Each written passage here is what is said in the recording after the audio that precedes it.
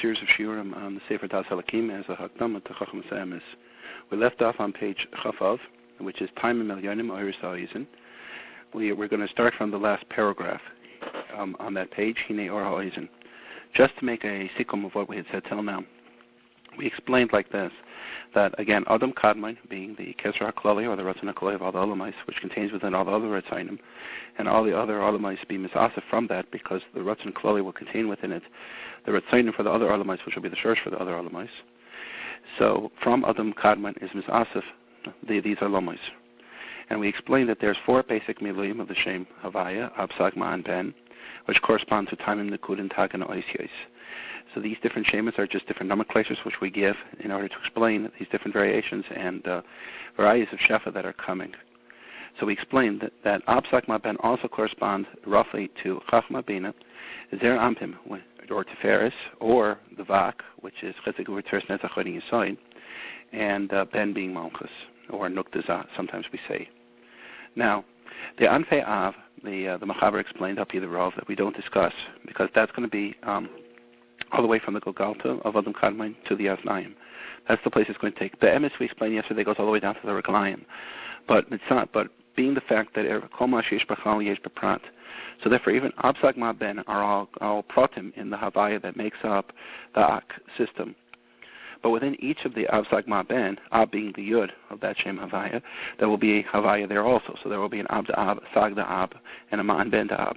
So we explained that the Ab da Ab is punkt, what's not mislavish. That's going to be from the top of the Golgalta all the way down to the Aznaim.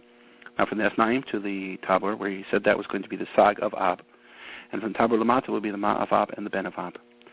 Now the Habasha of Sag, which is mislavish on top of it, like Ki'ilu, a lavush, or a clothing on top of something before that, will start from the Aznaim and will go down to the Shibor, to the Tabor.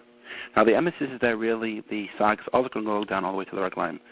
But from the Tabor Lamata, the Ma and Ben are going to come out, because we're going to see that the next Olam after Ak is called Olam Atzilus, and this Olam of Atzilus is made up of the Ma and Ben of Ak. So therefore we call that the Atzilus min Tabor Lamata. So the Etzem really the Sag is all the way down. But since from the Tabor Lamata it itself is mislavish ayidei the Ma and the Ben of Ak, Mamela we only reckon the Sag as punkt being from the Aznaim down to the Tabor. Now this punkt is the Ab of Sag. So the Ab of Sag, or the Timim of Sag. Now we explained yesterday that the Ab HaKlali we don't discuss, because it's completely lamala, because it's a b'china of elam kaviyachol.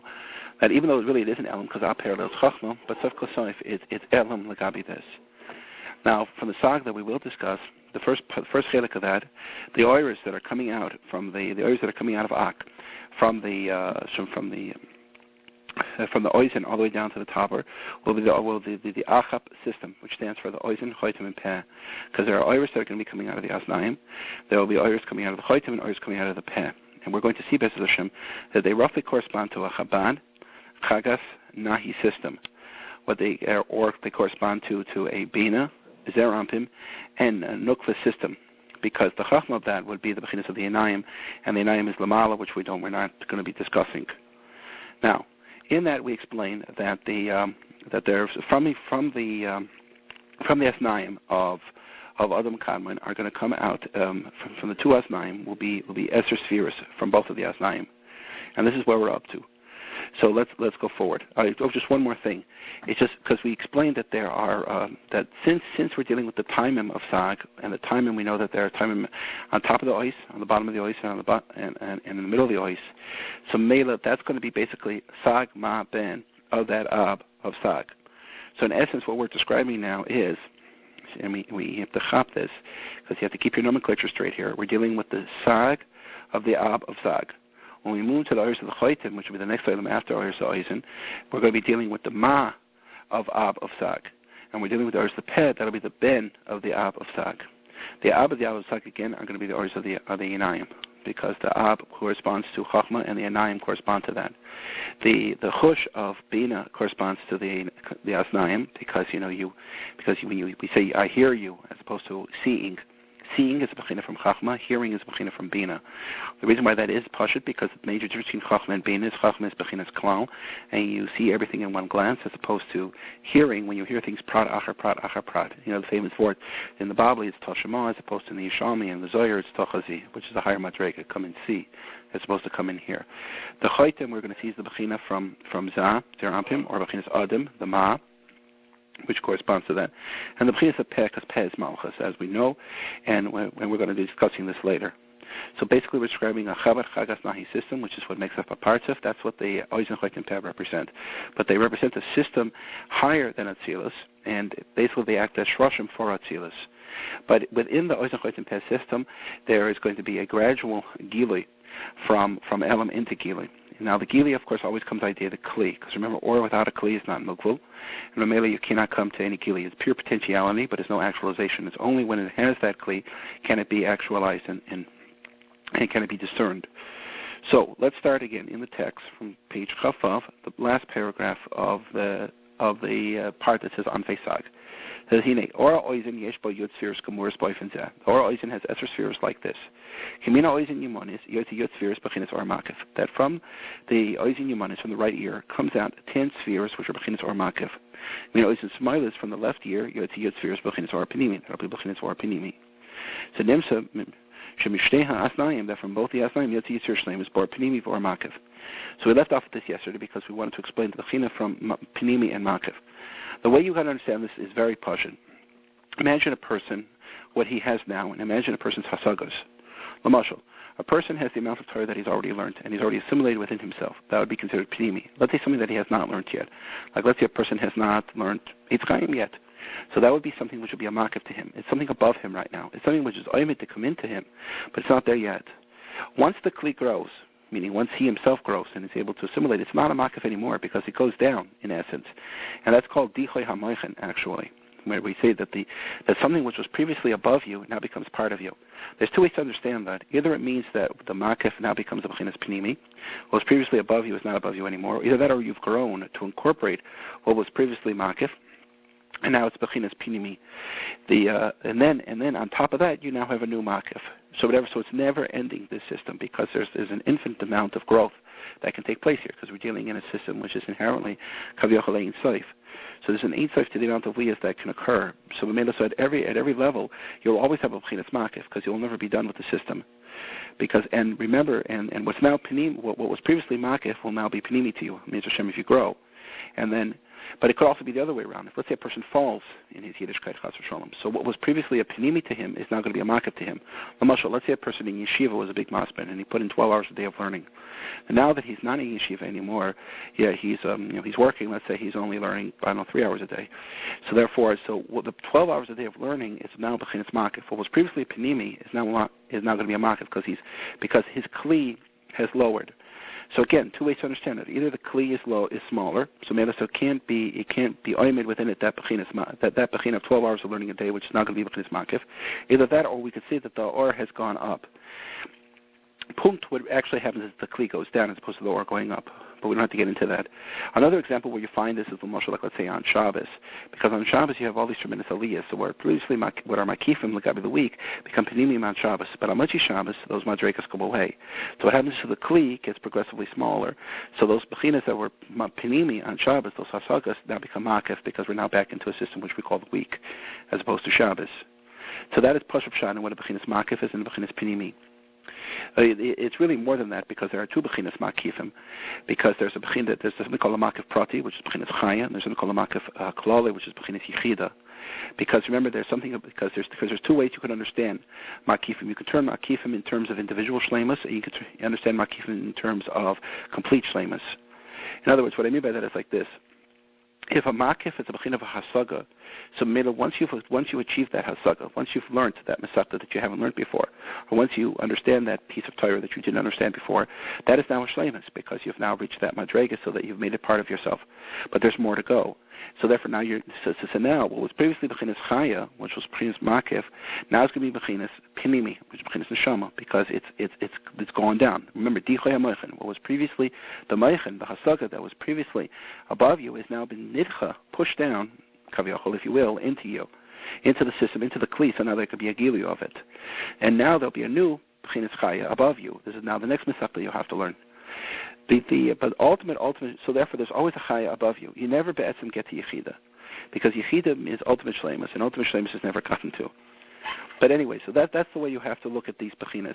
The Rav explains that the Bechinas Pinimi is Mezachet the Kli from the Pinimius, whereas the Bechinas Makif is Mezachet the Kli from the Chitzonius. Because remember, the Kli, because there's always two things. The way HaKadosh Baruch Hu made the world is Mitzad something called Kalim and Mitzad something called Oyer. And there are a lot of Kinuyim for that, like Neshama and Guf, let's say, or Pinimis and Chitzonius, or sometimes Gimur Rishonos and Vav Ketzavos. These are all different kinuyim for the same concept. The concept being that what animates the kli and what allows the gili to take place. The kli allows the gili to take place, but again, the kli without or is just like like it's Yoshev Daimim, like a person without a neshama. He would be dead, so he can't make any movement. So it's the neshama which animates his body. That would be the panemius, and that's the bechina of his panemi. A lot of times the makif, we call them sairas or hairs, or sometimes levushim. Because just like your lavush, your clothing is outside of the person, or your hair, which is outside of your goof, because it grows from inside of you out. So this is the bechina of the makif. Okay, Shane. So what the Mechaber here is saying at this point is that we're going to have Esher Siras of makifim, they're coming out of the yamin, and Esher Siras of pinimi, they're coming mitzad the small. Okay, so turn the page now. Go to page Chav Ches. Now Oiris Elu Nishara below Kalim. These Oiris are without Kalim. Ki ikar v'zeh. Let me first read, and then we'll explain. Ki ikar havayis hakelim ho'aydei hakadosh shtei bechinas elu makav u'panimi zu b'zu. Because the ikar way by which kelim are built is when you have a hakah. Hakah literally means to bang in. That's what it literally means. Between these two bechinas of makav and panimi zu b'zu. Ki b'bein shneim noldo havayis hakelim. Because between both of them, the kelim are built. Now the oiris eilu. Now these oiris yain sheyotzim beis aznayim, since they came out of the two aznayim, sheheim meklemes merchokim zemizeh, because kavyochol b'chush we see that the person's ears are far away from each other. So they don't come to the fact that they can make this hakah, quote unquote, with each other. But let's have lehem kelim. Therefore, kelim are not built. This requires birur, and let me explain. Bekitzer. The bechina from kelim is licht within the or gufa. Let me explain. We have a general, normally the way we think is we talk a lot of times in Pipanshas, we talk in terms of gashmius and ruchnius. And we talk in terms of like there's something gashmius which is, evil or something, and ruchnius which is Kaddosh. That's not a Yiddish musik at all. You see, because the inyan from being a Yid, of course, is to unite the heavens and the earth and to bring the gashmis and the ruchnis and put them together, because that's the most make kiddush al yain, right? So we're taking the yain, which is a gashmis tikazach, and we're being mekadosh the Shabbos, which is a heligazach, a ruchnis tikazach al yedei that. There's two ways you can understand it. You either say you're bringing the kalim up to the level of ruchni, or you're bringing ruchni down to the level of kalim. It makes no nafkamina really which way you look at it. But either way, it's the same thing, just from whose point of view we're looking at it. But that's one of the major avodas of a Yid. You see, the reason why that is possible is because Be'elam, the shorsh of the kelim, is within the or itself. Because the Rav explains that within the or, there's something called the or hagas and the or hazach. In other words, let's take the Ein Sof for the mashal. The Ein Sof, right, within it has to have the ability to be mitzamtzim itself and to be able to make a kli. Remember, because tzimtzum is the b'china of a kli, because everything will be megala itself within that mokampone. Because remember, the Ein Sof itself, in terms of itself, is pure potentiality. The mokampone is where the actualization will occur. Because, in other words, it's like taking a white chalkboard and writing on it with white chalk. So, right, there was no gili to it. Mashiach, if you take a black chalkboard, and you write it with white chalk, then you have a gili to the white, because the black chalkboard acts as gavulim and limits the whites, and it allows the gili of the white chalk to take place. Now, so the Rav explains that there's something called or hazach and or hagas. The or hazach and the or hagas are both within the Ein Sof itself. What happens in a simsum is, and what happens in any building of a kli, is that the or hagas separates from the or hazach. That's really what a tzimtzum is, because you see, when a tzimtzum occurs, there is a reshima of or left behind. Now, this reshima of or is the or hagas gufa, and that's what builds the kli. It's kind of like, and then as the or leaves it, this or hagas solidifies more and more and more until the point where it actually becomes a kli. Then, at that point, the or can come back into it, and but when the or comes back into it, it's coming b'miyata efshari, so it's not to be involved in the kli. That's the bechina of his pashtus, of the Or Ein Sof from the Ein Sof. That's the bechina of the tzimtzum now, which is the asiyas hakli, and that's the bechina of the kav coming back in, because the kav, remember, is b'miyatai shari of the Or, in order not to be involved with the makom plani, which is the kli, and be machzer to the way it was initially, which is the Ein Sof. Now, to give a muscle to explain this, it's kind of like saying that you're having water in a cup made out of ice. Now, the ice is really the same thing as the water is, but it's just been solidified. So the etzem and the elam, since the kli is really a chelik of the or initially, and it's really part and parcel of the or, so really there is no division behechlet between the guf and the neshama, or between the or and the kli, or between the pnimis and the chitzonius, whichever kino you want to use. That being the case, it comes out that it's shaykh to raise up the chitzonius or the kli and reunite it with the or. And that's the whole or, bring the or down again into the kli and unite the two, and that is what the avoid of what being a Jew is. What HaKadosh Baruch Hu did was he separated for us the or hagas from the or zach in order to make us kelim, and our job is to reconnect. In other words, in essence, Hashem disconnected for us this or hagas from this or zach, in order that our avoid should be to reconnect that or, and that's what we do through our avoid. Now, how does that occur? Well, the Machaber here is saying that occurs by the hakaz of the oiris, the or makif and the or panimi. Now, this is going to be a little bit complicated, but I'll try to explain. It's like this. We know the or hagas is the bechinas of malchus. It's the last bechina, because that's where the gili always takes place. Because remember, malchus, the sphere of malchus is what parallels the gili, because remember, least the gar meklum, but everything is megala through that, because it's the maskana of everything, as we explained before. What happens is the teisha higher spheres, all the way from Kesser to Yesod, separate themselves from the malchus, and the malchus is left by itself. Since the malchus is left by itself, Mela, therefore it's bereft of the higher or, because the malchus really is the oragas be'etzem, and Mela that will now become the kli. Now, how does that occur? Well, what happens is when the or hamakif, what it does is it has the ability to draw within this or hagas, the or hazach shibegas, if you will. It's kind of like this. You see, the yud k of the shem havaya would be the bechina of the or hazach. And a lot of times we look at the yud k as a bechina of a makif. The vav k of the shem havaya would be the bechina pnimi. And that would be the bechina of the or hagas. The Yud K, what it does is it attaches itself to the Vav of the Shem Havaya, and it schleps the Vav away from the Keach Roina. So for the Keach Roina, Malchus is left by itself, and since the Malchus is left by itself, Memela, that can now make the Kelim. That's the bechina here of this hakah that he's referring to. It's like you find sometimes in the Gemara, it says that he's talking about v'nasa gashal atzumos. Like we find Rav Shimon once looked at Yehuda ben Gerim, and he looked at him and he became a pile of bones. So the Archaim HaKadosh explains, in his Pirush on Chumash, she explains that what happened was that Rav Shimon was being shy of all the chiyus that there was, the neshama from this person, and he was taking it into himself. So by doing that, he was left pasha a pile of bones, because he was left only as a guf b'li neshama. So that's what's happening over here.